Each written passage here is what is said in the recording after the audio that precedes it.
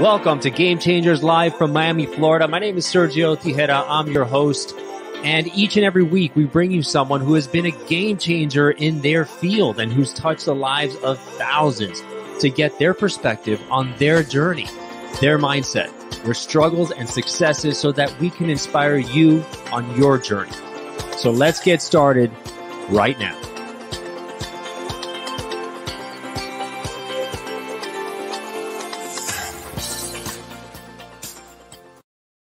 Welcome to Game Changers Live. Mr. Rock Thomas, you may have recognized that ruggedly handsome guy in the last photo of that intro video. Right there. Yes, I may have. Welcome to the show. So as seen on Goalcast, Rock Thomas has impacted the lives of over 100 million people. And he's the host of the top-rated I Am Movement podcast, a best-selling author and a motivational speaker with over 30 years experience in personal development and coaching. From humble beginnings on a small Canadian farm near Montreal, Rock has become a self-made millionaire. He's devoted himself to helping others learn the power of their identity. And he's studied along the household names, right? People who everybody knows: Tony Robbins, Deepak Chopra, Jack Canfield, Dr. Wayne Dyer, a personal favorite of mine, Stephen Covey, and so many more. And through his keynote speeches and webinars and seminars, best-selling book, life-changing program, he helps people turn ideas into action and action into success.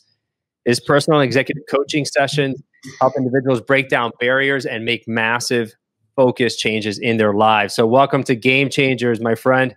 I appreciate you being on. Boom. Glad to be here, man. So you're coming to us from Canada today, right? Actually, I'm in Phoenix, Arizona, where the weather is really nice. A little warmer. All right, fantastic. Hey, so in your videos, we talk a little bit about your past and kind of those things that defined you as a kid and that you've carried with you. A story that you told that the most famous one on Goalcast, where you had that relationship with your dad, that you asked him to go play outside and then he was too busy and so forth. One of the things that I tell people and I'm fascinated by is how the programming of little things that happen to us over our lives stay with us and have a huge impact on our lives going forward. Tell me a little bit about that. Yeah, we have programmers around us all the time when we're growing up. They're just not really educated good programmers. There are our parents and there are our priests and our teachers and our siblings, and they offer us labels like you're stupid, you're fat, you're ugly, you'll never amount to much, don't sing, you're hurting my ears.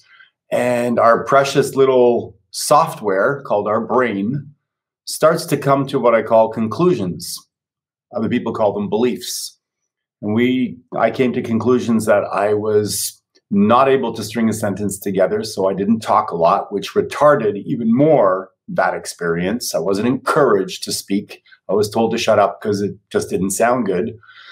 I was told I was skinny, that I was stupid, and that I was ugly. So without anybody backing me up, I didn't have my parents encouraging me, saying, "Oh, you're such a great kid. You can do whatever you want." It was get out there, do your work, do your chores, and shut up. So I developed a really low self-esteem. And like a lot of people, when you don't have that proper programming, you have to fight for it and you have to discover it and you have to put yourself in environments where you can have a shift. And as a coach today, what I do, Sergio, is I help people go through three filters: support, encourage, and challenge. In my life, I experienced tons of challenge. Maybe Mike Tyson did as well. A lot of people have to fight through that. What does that do? I developed the character of a warrior. Like, you want me on your sports team. You want me as an employee. Right. You want me because I won't quit. But am I going to be the most empathetic, sympathetic person? Have I been?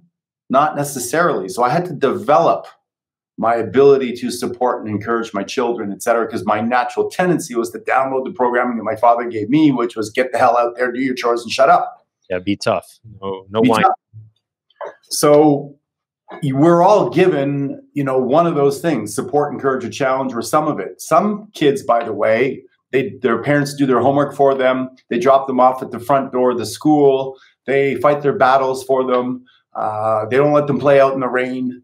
And they're so soft that when they go out in the world, now they get beaten up and they can't handle working more than 7 hours at a desk because they got a sore back. And you know what I mean? So yeah. I don't think there's any perfect formula of how you're raised. I think it's about becoming aware of which of the support and courage and challenge you got a lot of, and then acknowledging that and celebrating that, and then go in and fill up the other silos. Surround yourself with people that encourage you if you never got that. Right. Surround yourself with people that will support you and love you and care for you. And if you haven't had challenge, then maybe you need to get your ass in the gym. Maybe you need to run a Spartan race, or maybe you need to just walk for 1 minute to the end of your driveway and come back and build upon that. But that's the filter I use to help restructure people's programming. And it's been very, very successful.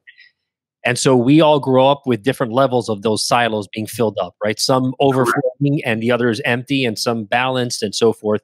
And it's true, because we as parents, you do your best to raise your kids, but you only know what you know from your experience and how you were raised. And if you were hit, then you're probably going to hit your kid, and then they hit theirs.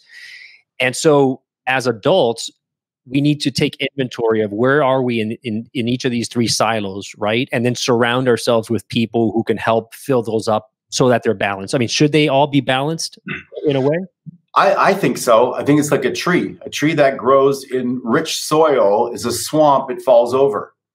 Grows in no soil that's supportive, it's a desert, it doesn't grow. There's no sun, it doesn't grow. Too much sun, it dies and wilts. And then no wind, the wind is the challenge. So you need a little breeze while the tree's growing to get it to root itself into the ground, so that when the storm of life comes along later, it doesn't get crushed and broken. You bend in the breeze. So yeah, you want a healthy, strong tree or person. You need a little bit of all of it, in my opinion. And by the way, if you grew up with tons of encouragement, you would probably give other people, that'll be your filter, and you'll be encouraging, and you won't understand, well, why are they not encouraging that kid? I don't understand why they live their life that way, because that's your filter. Unless you become aware and you go, oh, okay, I had plenty of that. I tend to do that. But you know what? If you, Sergio, were to encourage me massively in certain situations, it would actually demotivate me. Really? So I'm playing golf with the guy. We're partners. He hits us out of bounds. I'm in the bunker. Tough shot to get up and down. And he knows how I'm wired, that in battle, I respond to adversity.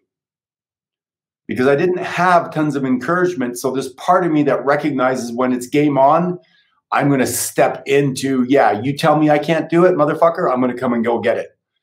So he turns to me in front of the competitors and he says to me, Rock, you'll never make that shot. There's no way. Just to egg you on. Yeah. He knows how to activate me, right? Yeah. So of course I'm thinking to myself, I get to be the hero. This is an impossible shot. I get to defy the odds, bear down, focus, get in flow, bam, up and down, make it happen. He high-fives me. He goes, good job, buddy. And our competitors are looking at us perplexed. You just told him he couldn't do it. Well, I don't. Yeah. You understand? So that's a motivation coaching piece. That's a nuance within that process. And that's interesting because, and in terms of leadership, knowing how to press each other, other people's buttons, right? Yes. Especially people who work for you, or even you work for, to inspire their best performance. Now, in today's world with COVID going on, perception and well, not just today's world, but perception is almost more important than reality in the sense. A lot of things are happening. A lot of change is happening in the world right now. People are losing their jobs. They're losing their family members. They're looking at 2020 as one of the worst years in history. And yes, there have been a lot of bad things that have happened. But the way we look at things, we can choose to perceive, okay, where's the silver lining, right? Because that then influences our mood, the mind-body connection. You're going to feel bad if you're thinking bad. Dr. Wayne Dyer, right? One of your good friends that you've studied with, mentioned that, right? That we move towards what we think about and it expands. So tell me a little bit about how you view perceptions and, with events. One of my favorite questions, I'm glad you asked it, Sergio, is nothing has meaning but the meaning we give it, right? Thinking is what affects it. So nothing is good or bad, only thinking makes it so. So you say that bad things have happened. Really? I don't know if bad things have happened. Things have happened, and people attach the bad because they wish it was a different way. If you are young, old enough to remember, there's a series called MacGyver, and MacGyver was usually very low on resources. He had like duct tape and a paper. Always found a way, yeah, and always found a way. And I think that is really a practice in life. So imagine that you're James Bond or MacGyver. James Bond is often in positions where the odds are against him. He's about to have a laser go cut him in two. And then he gets his gadget off his watch and spins around or whatever happens. I look at life the same way. Whatever life serves me, I have to find a way to sift through what's available and make the best of it. This has been the best year of my life, 58 years on this planet, in the stock market this year. Bar none. Done really well. Really well. It's been exciting. It's been great. It's awesome. My businesses, 2 or 3 of them have gone sideways. Most of them have done really well. While COVID is happening, I picked 8,000 oranges from my trees and my neighbor's trees. There's a million things you can do if you decide that you're going to live an epic life. Just make a decision. It doesn't matter. Sports is the greatest metaphor, Sergio. Yeah. When a player goes down, does the coach go, okay, can we cancel the game? One of my key players has gone down. Can we do this again in 2 weeks? No. He puts on the next best player. That's right. And they adapt. If people were to live their life that way and go, oh, you know what? I hurt my knee. I guess I'll work up my upper body. Oh, COVID came. I have to stay inside. Well, maybe I'll learn how to cook or play the piano. And so it's really a practice. And so for me, the morning practice in my book, I write about, tell me what you do before 8 o'clock in the morning and after 8 o'clock at night. And I can predict the quality of your life, bar none, because people fake it through 9 to 5. But what you do in private, whether it's meditation or whether you do 100 push-ups in the morning before you get up, or whether you do like I do, I jump up out of bed, I command Alexa to play a great song, and I go, bed, I'm going to make you because I want to look at you made all day long. And I do the dishes before I go to bed in the sink. I have practices that I command and demand my mind to take control of the environment, not the opposite. Mm-hmm. And I think that if people were to live their life that way, you start to get into practice of it doesn't matter what the market's doing or what COVID's doing. Sure, it's frustrating. Sure, I've had days of feeling depressed. I'm not saying that I don't. Feeling frustrated, missing my family. My family's in Canada right now. I might not even see them for Christmas. I'm a grandfather. I don't love that. But here's what I decided to do. The 25 days of Christmas. Every day for 25 days, I'm going to do something phenomenal for all 3 of my kids. It might be a different Amazon package. It might be a poem. It's going to be a live video I'll send them. And I'm going to make it a phenomenal Christmas. Fuck COVID, right? That's awesome. It's not going to stop me. There's a concept in psychology I'm sure you've heard of called the locus of control. And it's either an external or an internal. For those listening, if you have a external locus of control, you think that kind of life happens to you and you don't have any control and you're just kind of born the way you are. And these are the cards you're dealt. The internal locus of control is like, I happen to life, right? And everything that happens for me, not to me, right? And that is, again, part of that perception that you're talking about that's so important. It's really just taking control, taking the bull by the horns and saying, I'm going to happen. And everything that happens in life, even the challenges, the worst challenges, those are usually the learning moments, right? Where we need to look for the golden nuggets. I was talking with a friend the other day and we were saying, like, what's the best day in your life? What are some of the best moments of your life? And if you think about it, in most cases, it's not the day you slept in till 1 o'clock in the afternoon and lay around and did nothing. Right. The days that you battled against something. It's the days that you had this tough workout. You ran a marathon for the first time. You built a business. The deal almost, fell apart, but then you patched it together because you were clever. And we want challenge. The thing is to not have challenge that's so overwhelming that you fall apart, right? It's 1 to 4% outside your comfort zone on a consistent basis. That is the sweet spot of flow. And when people understand that, then you go for the 11th rep. You don't stop at 10, you reach for the 11th. And then tomorrow you can reach for the 12th, right? When I do yoga, which I do almost every day, when they say, okay, 3 and 2 and 1, I hold it for 1 more count, or sometimes 3 more counts, just so that I know I can set a new standard. I don't have to wait for the world to set it for me. I guess that internal locus of control that you're talking about. And as you said, when you move outside your comfort zone, you say don't make it too overwhelming, because then it's too much of a challenge and you just get pulled back into your comfort zone. That 1 to 4%. One of the things that I love myself, and I always encourage my clients to do it as well, is that when you start feeling uncomfortable, that's a good sign. That sense of like the imposter syndrome, that you say, I don't really belong here. Boom. That's what fired you up. They said, yes, I'm in the right spot because I'm pushing the boundaries. I'm growing. I'm expanding. And how important is that? Yeah, it's crucial. And if you think about it, it's, one of the things that I think we all want, we want to feel alive. And you don't feel alive in your comfort zone. You feel safe. You feel comfortable. You feel familiar. And so the people that I like to run with and hang with are people that are saying yes to things that they know will make them a little bit uncomfortable. And that becomes a way of life, right? So, hey, I play golf with my buddies and they're like, hey, do you want to go play a new golf course? Guys aren't going, well, what golf course? How much does it cost? The first response is, yeah, sure, let's go. Because they know it's going to be something new. It's not going to threaten your life. Okay, maybe it's going to cost you $300 instead of $100. Who cares, right? You figure that part out. But it's like in improv. It's yes and, yes and. There's a big elephant in my bathtub. Yes, and I couldn't put any water in it. And you pass it on to the next person. And yes, then I was trying to go to the toilet, but his trunk got in the way. Yes, and this yes and life is a really great way to practice being open to the things that will put you in that zone of aliveness and just outside your comfort zone. Interesting. I really love the fact that how you mentioned it, that in your comfort zone, you're comfortable, but you're not alive. You're not feeling that rush of energy and even nervousness.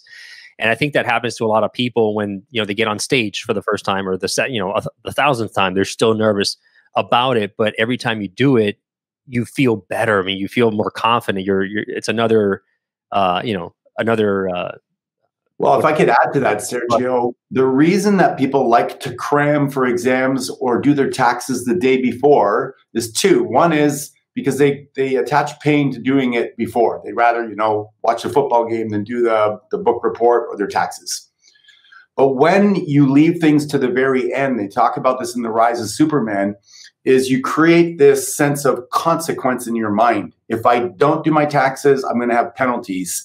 And the body, because it's threatened around survival or what it perceives to be survival, sure, it summons on chemicals, hormones like norepinephrine and anandamide, and makes you feel alive. Interesting. So if you can't put yourself voluntarily into situations that make you feel alive, you wait for the circumstances to bring aliveness to you. And because you're unaware of it, you get addicted to it. You go like, oh no, I function so much better when I cram for the exam the night before, Oh, I feel so much better. I get really focused when I leave things to the last moment because you haven't mastered the ability to front load. You're a freeloader, not a front loader. Right? I like to do things in advance because I can look at and say, you know what, I'm going to make 8 salads on Sunday so that I'm prepared for the week to be a badass, right? I feel like doing it on Sunday? No. But do I put some music on, maybe the football game in the background, and then dance around while I'm doing it and do it with my girl and have a blast and then feel great? Yeah. And I can still manufacture those hormones by creating a sense of urgency in the moment. And that's, I think, what the greatest people do. Michael Jordan, he would play mind games with himself all the time. He'd pretend that, Sergio, you wanted to kick his ass. That's right. Or that you were up in the stands and this is the only time you were ever going to see him play.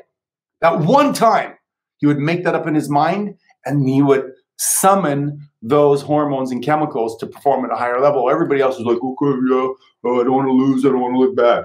So that's the beauty, is how do you get this little baby up here to function with your body at the highest possible level? That's the game, I think, that the winners look at. And so how would somebody figure out what's that trigger for them? Do they look back and they say, okay, when was a time that I was really fired up?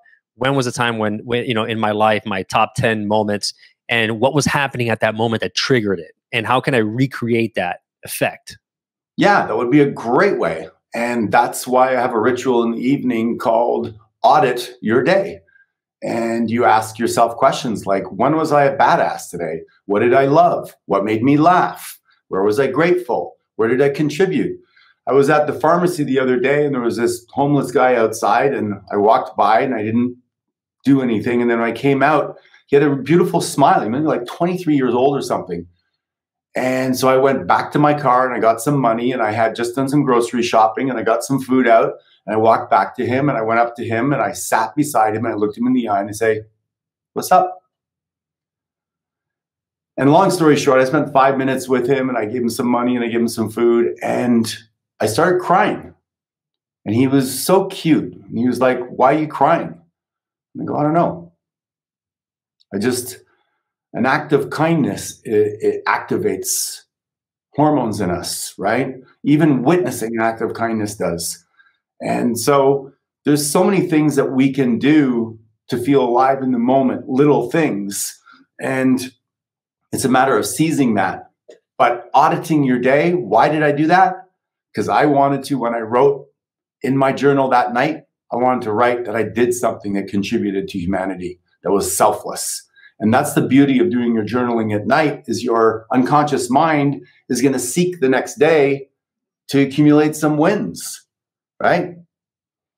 Absolutely. And celebrating the wins, we often pass over our wins way too quickly, and we dwell on the mistakes. And in order to let's say get past the mistake, the criticism, the negative self-talk that we've had, it's not 1-to-1. It's usually like 5 or 6 or 10-to-1 that we need to do. So we need to actively work on that. I love that. And I'll tell you a story. This morning, I took my 3-year-old to his second day of pre-K 3. So yesterday was his first day, probably one of the biggest days of his life, going to school. And he told me that day, that the teacher told me that day that yesterday, he got in fine, but when it was nap time, he started crying, for me, and then the rest of the day was okay.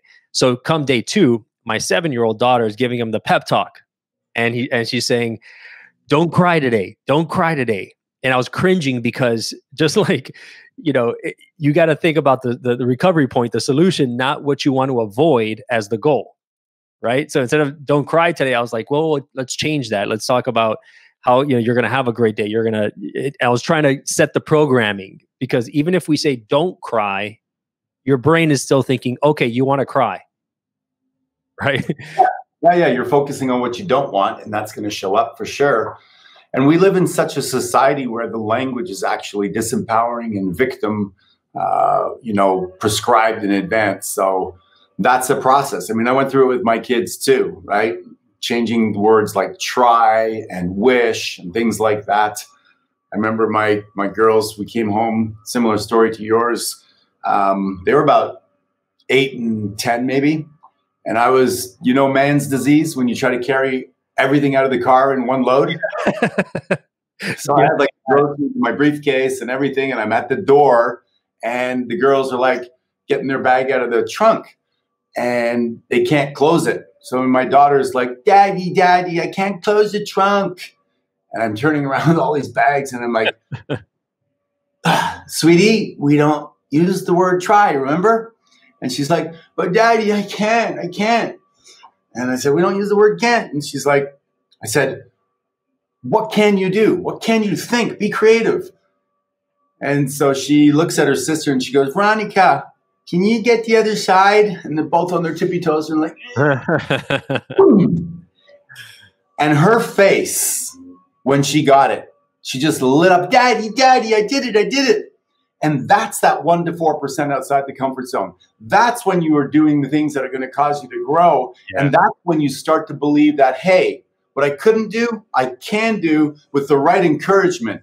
And that's where the whole formula starts to come together. How do you grow? How do you live an epic life? You put yourself in an ecosystem for all those elements to be available.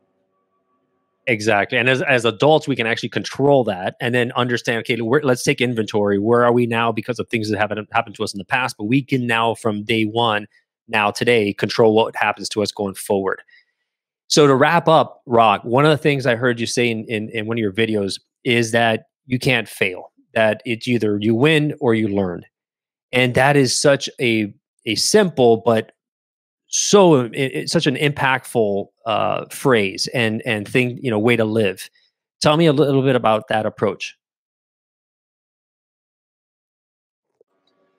Yeah. I think that, I'm sorry, can you ask the question again? The long guys are here and I'm chasing them away so that you don't have that background noise. Yeah, it's all good.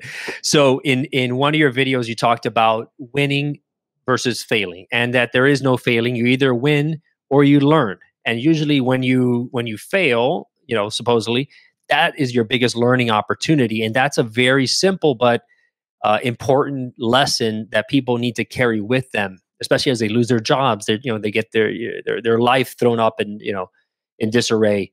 You're right. Learning, you're finding the silver lining. So you can frame it this way too, is there's no failure, there's just feedback. So whatever results you're getting is just information. And because most people want the easy path to success, they're hoping things work out. Hey, I bought a stock and it should go up. Oh no, it went down. I'm a failure. No, it just went down for now. Maybe it'll breathe and it'll come back up. So being that master of meaning is what I try to do to the best of my ability in each situation. If I hit my golf ball in the woods, I'm like, oh, super cool. I get a chance to hit a creative shot out of there and recover and build that muscle. Yeah. So there really is no failure. There is just a way that didn't get you the result that you wanted. And you get to try again. If Edison looked at all of his attempts to create all the different inventions, he would have, been discouraged. Instead, he'd go, oh, that's not how you create a light. Oh, that's not how you create a light. Oh, that's not how you create a light. And I think Winston Churchill said that success is maintaining your enthusiasm in spite of the setbacks. So I would say for me, what I do is I don't frame myself and going, hey, I hope that, I get it on the first go. I go, I'm going to get it on as many goes as it takes.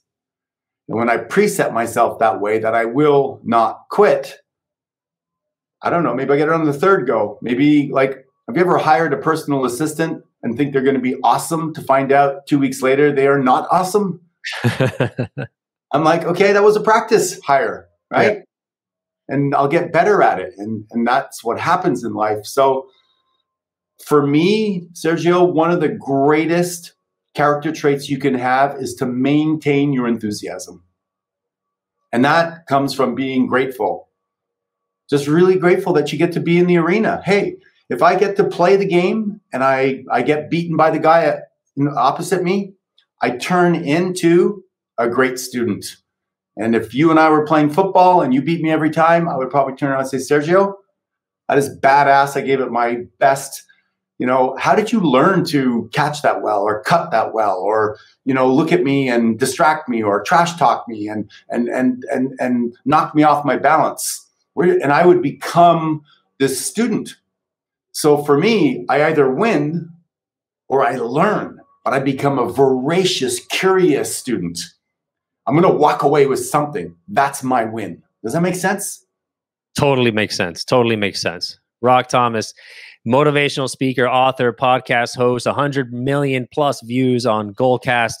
Thank you so much, my friend, for being on with us today and sharing all that great knowledge. Where can they reach out to you and see more of your things going on right now? Yeah, rockthomas.com is my website where they can have access to a whole bunch of stuff. Of course, I've got my podcast. They can go to iTunes.